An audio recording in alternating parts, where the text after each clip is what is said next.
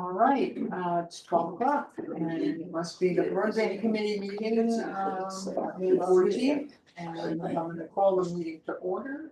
And I hope everyone had a second to go through the meeting minutes and if not, we'll look at them.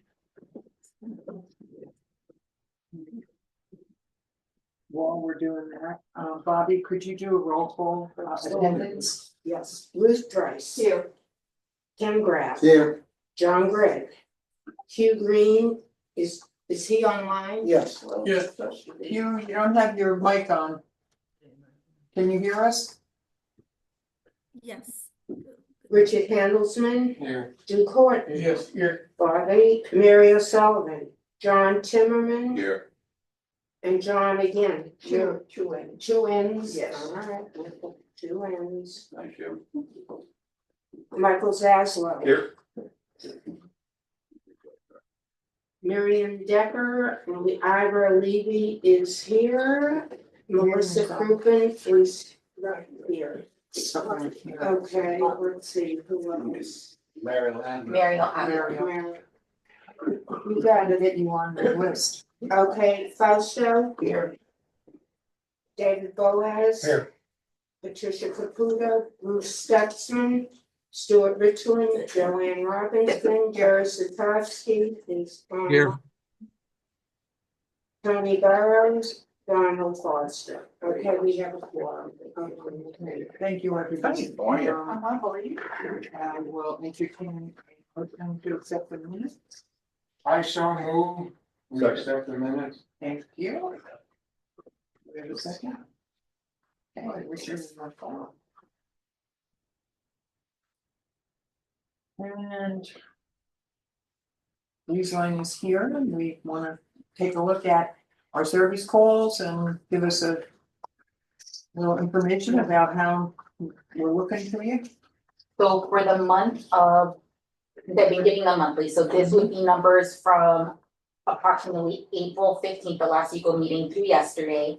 There were, I believe on record, we had 420 completed trouble calls, putting us at a 5% service call rate. Standard is 3%. And from the data that I'm looking at, the majority of those were having pertaining to the TiVo boxes.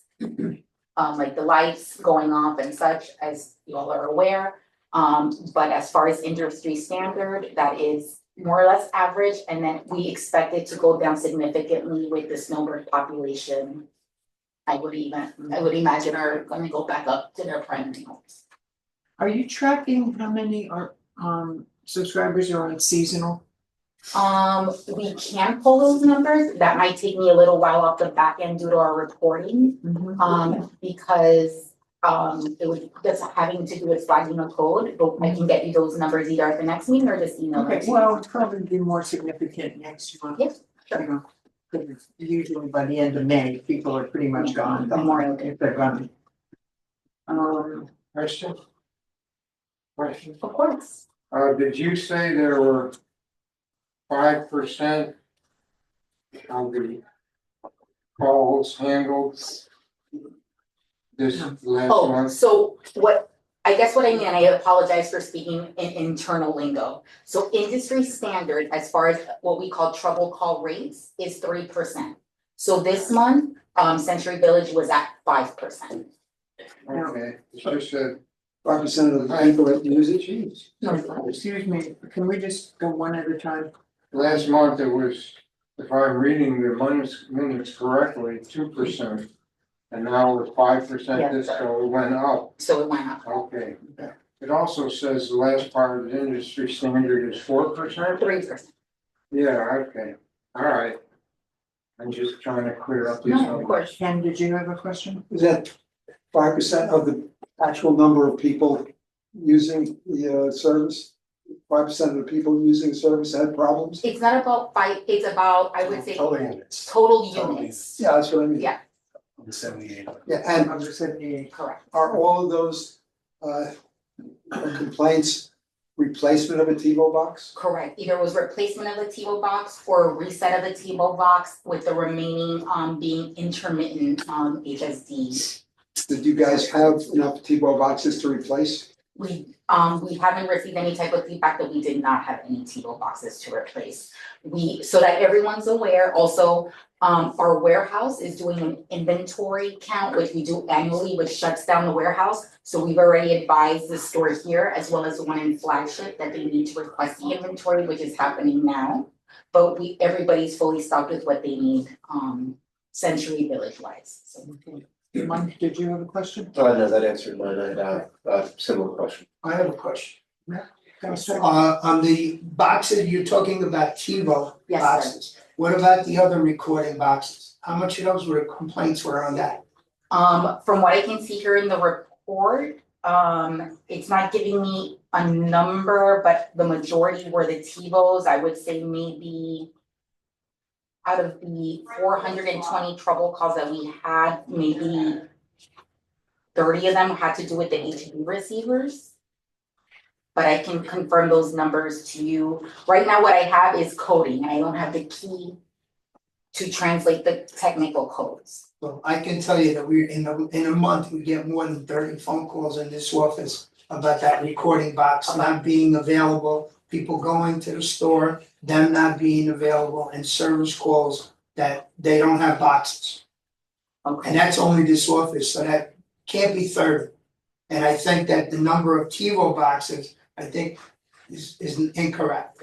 okay, well, I think you're registering it as a TiVo, but I think it's the recording boxes, the other boxes. the HD receivers, Yes, okay, cause what the numbers are reflecting are the errors, like the blinking lights issue that we're having with the TiVos. But I can run the numbers again and confirm how many have to do with the HD receivers that are contracted. Yeah, to if you the would. receivers. That'd be valuable to find Yeah, out, because that absolutely. also is gonna track how many people are using the service with no internet.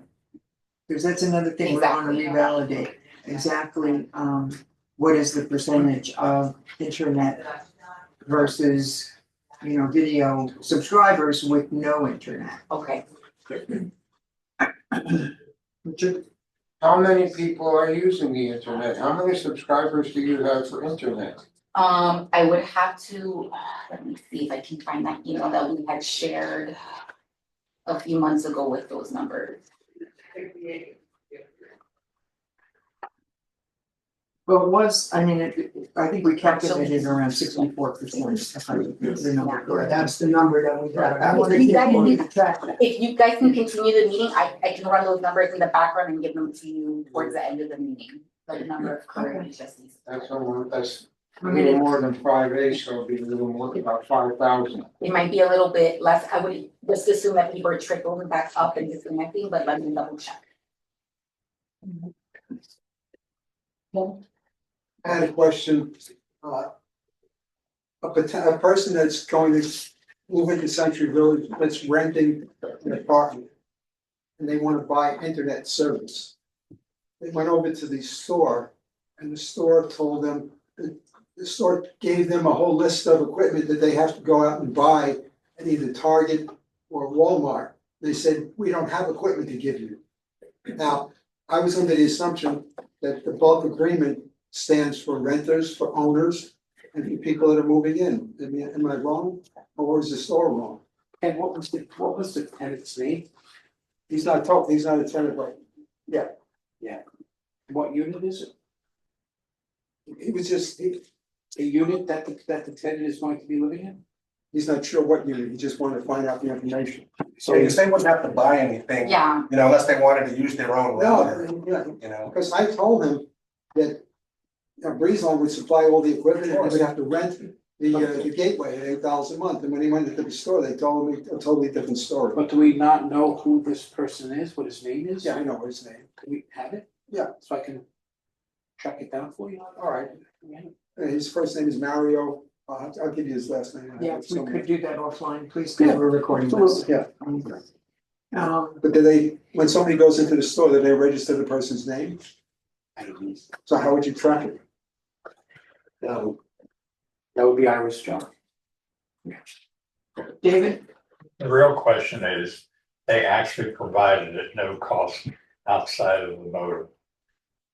So whatever information they're getting at the store is not correct. Yeah, And I just wanted to make sure Yeah. that you're still providing that equipment for somebody new coming in. Yeah, anybody that comes in, if they subscribe to internet, Yeah. would get equipment through us, and then they would be renting the modem would be. Right. Through us as well. Yes, May I through us ask as well. approximately when they went to the store, because I had a. about 3 weeks ago. Okay, because I had a confirmed delivery of equipment 2 weeks ago to all three of my locations, the two here in West Palm and the one in Sunrise, in anticipation of the closure of the warehouse next week. But yeah, no, we provide the rent, the modem, Their it is gateway. correct. Right, as we If they have want- since Right. March, right. Okay. So I just wanted to make So sure. when I hear something like that, I'm sure you're reading something like that, kind of shake our head because Yeah. it's been doing this a long time. you And never people- know, I mean, there's one off of everything you can conceive of, you Yeah, know, you're gonna get a person that's gonna have some Yeah, story he to even tell. showed me the list of equipment they told him they We should. can't that he react asked to about. that stuff. Or, Unless yeah, I'm options, ten of different them. options of equipment. You know. Duke, did you have a question? Yes, I did. I've done, and my neighbor have done, they request a T-Mobile box, okay? And is it refurbished? It is Okay, refurbished, now what criteria do you use to refurbish these boxes? Cause he's gotten two. The second one, the first one was bad, and then the guy in the truck did not have one, so he had to go get another one somewhere else. Then he brought it back, cause she was complaining to me, my next door neighbor was complaining to me. See, how come they keep having boxes, give me boxes, but are they new? I said, I don't think so, I had a check bill. no, So sir, they refurbished boxes. correct. Okay, now what criteria do they use to refurbish these boxes? Cause see, some of them doesn't seem to be working properly. The criteria is, so once a T-Mobile box is returned to us, it's Right. in turn sent to the warehouse. Okay, Where it's cleaned and then put in some type of testing scenario, like some type of dock. Where they're connected into like a TV and such, and they're Okay. tested by the warehouse staff to ensure that it's working before it's returned. Now, as far as what their actual standards are Right. for it to be sent back out, I would have to follow up with that, but I do know that there's like a testing site within the warehouse where they plug it into devices okay, to ensure that it's working. okay. Now, oh, go ahead, ma'am. I've had many problems with Breezeline for the years I've been here. I've had boxes changed. Now I have one main box that controls two other television sets. And if it doesn't work, I'm without anything. And sometimes I'll call up with an appointment and I have to wait over a week to get an appointment. And I find that horrible because I'm without television. The televisions aren't working. I have had boxes changed, I have had new wires put internally, I've had new wires put externally. I still get black lines on my screen and the sound is distorted, mostly at night, but it does happen during the day. I've had people come to me and say, there's nothing more they can do for me. Didn't you call on this? Yes, I did, and they came and it's the same thing. And he changed wires, he changed the wires outside. Let me talk to you after the meeting, and get your. Because it's, your I unit, did, so- Ira and I spoke, No, you no, should have called me back and let me know that. well, I knew there was a meeting coming, so that's Yeah, why. but we could have worked on it before. Yeah. So in a situation like that, when something gets escalated, you give it to us and we'll follow through. Because sometimes I'll call Ira, or I'll call the customer and say, was the item fixed, was it okay? If I don't hear from them, I'm assuming that everything is okay, and I can't communicate with Ira. Yeah. Michael?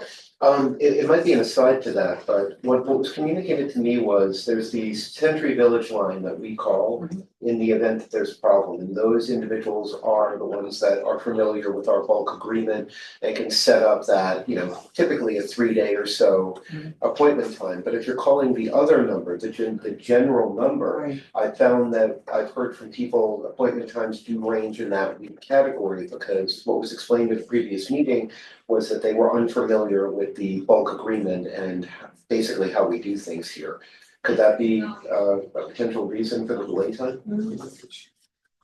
Did you call this? But the number I have, when I call it, it always says I'm a special customer. Yeah. Okay. So the way that the system is currently set up, it's not a specific number to Century Village. What it is that all of you, so for example, internally, we flag you with what we call a miscode. So when any resident of Century Village calls in, the IVR system is able to flag each and every resident as Century Village and they skip ahead to the queue. Now, if I sincerely apologize for your experience, ma'am, because you should not be waiting even more than 2 days for an appointment. Even then, I would say that's pushing it a little. What they've been doing is taking what we call a management area. And then they've been breaking it down even smaller to ensure that, for example, one property doesn't monopolize the quota or the availability for the other properties in the same management area. But what I would love to do, if I may, is get your number and get the number you called from to track that call's journey to see what occurred, because that should not have been your experience. Everybody knows or should know that Century Village gets priority as far as getting someone within 2 business days over to their home. I have a kind of technical question for your reporting system. Do you have the ability to generate repeat call reports? We do. Can you do that for us for the next meeting? Absolutely. I'm curious, are we talking about, you know, an 80-20 kind of thing? In other words, you know, is there a certain percentage of people that are repeatedly calling? And that maybe we can focus a little bit more on some chronic, whatever shows up as chronic? Yeah, absolutely. Either I can ask if there's a report that generates that, or what I can do is cross-reference 3 months worth of numbers with each other and pull those. And just to go back, we currently have 6,317 internet subscribers. How many? 6,317. Okay, so we're well over the percentage where we want to talk about, which obviously, I see Miriam's listening in. You know, that's being worked on, and I realize, you know, we have some engineering issues that need to be discussed, and Miriam will be getting back to us when she has that information. So there are 1,537 units in Century Village that do not have breeze lines internet service. And I assume we have subtract from that an unknown number that's still using AT&T or Comcast. Correct. So it's, Whether they have no service, internet, or AT&T or someone else. Okay. They're simply not reselling, so, you know, they can. Hopefully, most of them are connected to Breezeline cable. Some of them are not. I have a neighbor in my building who still has and pays for Comcast. She never activated Breezeline, and I've asked her repeatedly, why not? And she said, I don't care. So I have a question. Yeah. That neighbor, did they have to have the breeze line connection disconnected at the pedestal? And put the Comcast line at the pedestal? How do they do that? I have no idea. It's a long story, let's put it that way. I don't want to find out, because I was in her house one time and never want that experience again. Anyway, Bobby. Is this an appropriate time to give Breezeline a compliment? Yes. I've been away. When I got back, I had no internet connection. And I kept rebooting it, nothing, called our number. Got a recording, nothing worked. I finally got through to a person, and this is the point I'm trying to make. If somehow you can get Tony in Pennsylvania, that's all. That's all the information he would give me. This man should be hired by you immediately. He was so smart. He knew to take my phone number in case we got disconnected. And we did get disconnected because he was rebooting on whatever. We did get disconnected. He called me back. He gave me my PIN number, which I never had. He was so accurate and so knowledgeable. And as an aside, I said to him, you know, I'm having problems with my TiVo. I can't ask you to fix that too. Certainly. I went into the other bedroom and fixed the TiVo. Okay, wonderful. At some point, he fixed the TiVo and I didn't have audio. And I said, look, Tony, I've taken too much of your time. I will come here today and get an appointment. I'll make that appointment for you. If you can find this man, you should hire him full-time and, you know. If you could provide me the phone numbers from which you called, I can track that gentleman and give He you was, kudos. he was fabulous and my whole system is working. Wonderful, wonderful. Thanks for sharing. That's the You experience guys that hear we're something here. that's, I thought that it was appropriate to do. Now, the new business that I wanted to bring up, if everyone's done with the service call stuff. If I may, 3 things. When you call, try and get the name of the respondent. It makes it much easier to trace. Secondly, you said 420 calls was 5%. That's 1/20th, that's 8,400. That's 1/20th of 8,400, so we know approximately how many duplicates are coming in already. You see? And finally, when Ken asked about the owner or renter, all the agreement, the installation agreement says that you use the word resident, and that's what the contract says here. Any resident may use this special services for the internet. It does not distinguish between owner and renter. So I'm not the lawyer, but I would think that the renter is entitled. Oh, yeah, what I mean by resident is whomever, whether it's an owner or a tenant, whoever's living in that unit, I consider a resident. All right. Thank you. That's so good. So the next piece of business that I wanted to talk about with particularly the technical review folks, we have fiber that has been run to a variety of locations, and I'm finding out that actual service gateways were installed and service was turned on, and to my knowledge, the only person using it is Wellington. I mean, sometimes. After it was installed, I went around to each one of the pools to check and see if I got a SIM, and I did get a SIM, but I haven't looked at that in a long time. Like I said to you earlier, at the Wellington pools, we have 2 gateways, because we have 2 different pools there, and each one of those gateways is active. And, there's some people using that service, so it is, it's being provided, and I think that was part of the contract. Now, I guess we just need to find out if, is Greenbrier providing the service? Is anybody maintaining the password and? I know that they did hook up a Wi-Fi there. I know that they did run a cable and we did have it set up. Does anyone use it? I guess that's my. I don't know. I can't go to the pool because all they wanna do is talk about business, so I don't go.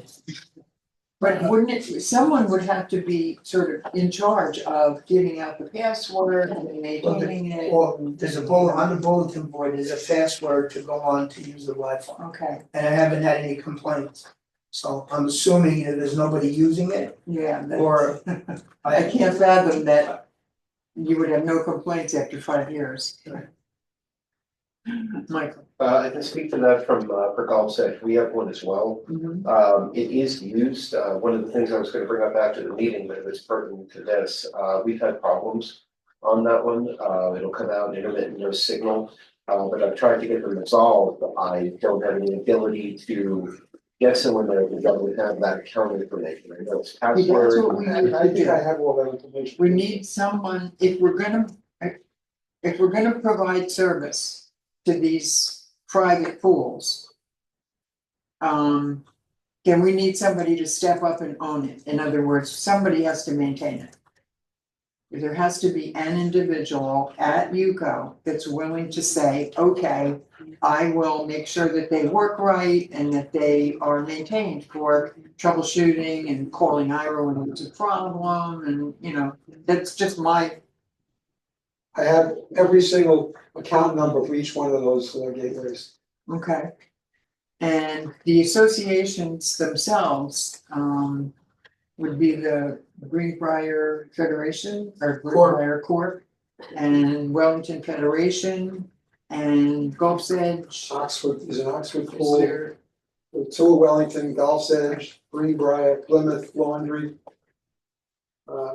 Kent Pool, So that's Somerset Pool. WPRF, they don't use it. which one? WPRF doesn't use grease line service. Right, but that doesn't mean a resident can't use the service if But it's who's gonna there. maintain it? Nobody maintains it right now. Well, if there's a problem, somebody's gotta take ownership of it. Yeah, I know. WPRF doesn't wanna, they're They not, really don't even want that equipment on the No. property. yeah. They don't wanna be pulling, Made clear to us Yeah. yesterday. they use DSL and that's who they wanna use, So we do have to, get in touch with Miriam. Miriam, I'm gonna send, if you're listening, I'll send, a revised. Joanne, I can send Yes. you all this information if you want. Okay. It has MAC address of each one of them. Okay. So we'll, that's not a huge deal, cause the fiber's there already, it's just a matter of hooking it into the engineering that's being done. Michael? If I may, can I confer with you after the meeting to get that, some of that information, because ours is currently down. All right, And then also what I would like the technical subcommittee to do is meet with. Or at least communicate with each of those organizations to confirm that they wanna continue to do it and that they are gonna nominate somebody to be responsible for testing and turn up, cause it's gonna go dark when we turn over to a new system. Unless we put this on the schedule and somebody steps up to, we're gonna maintain it and take care of it. Cause there's equipment that has to, that gateway will be swapped out for something else, I'm sure. Cause it'll be a fiber mode. Right. So. We just need to organize that. Other than that, we're forging ahead with getting the particulars done on. And getting pricing out and getting a proposal, so. Anything else? I have a question. Yeah. Where do we stand on this proposal? Miriam? Hello, everyone, I'm here. Well, first of all, remember I mentioned that, Charlie walked the premises with and I'm waiting on Charlie to give me the numbers. Cause we were waiting on some information regarding the common areas that Joanne just mentioned. So we could get everything correctly and submit for approval. So we should have some number for you, like we promised, by early next month. Before your meeting here, I'm gonna be meeting with you guys also on the side and talk about that. Okay, because we heard that in February and March and April, and we're. No, but that was the regular for the regular service. This is for the fiber, for the whole fiber overbuild and everything. This is what, remember last meeting that we came back and we said, if we're gonna do this, we wanna do fiber, we wanna upgrade the community, so this is what we are getting now, wanna get approval for, and it's a big project, and so we are trying to make sure that we have everything lined up. And timeline and, and numbers, button everything up before we meet with you. So we are working on that. We have not forgotten about you. Anything else? Nothing else, I want to entertain a motion. To adjourn. Thank you. Michael, Motion to thank adjourn. thank you. just sent you that information. All right, Beautiful. well, Via email? you all posted. You Thanks, everybody. Thank you. Roberta, thank you so much for your help. Try to spell it out. I'm telling you.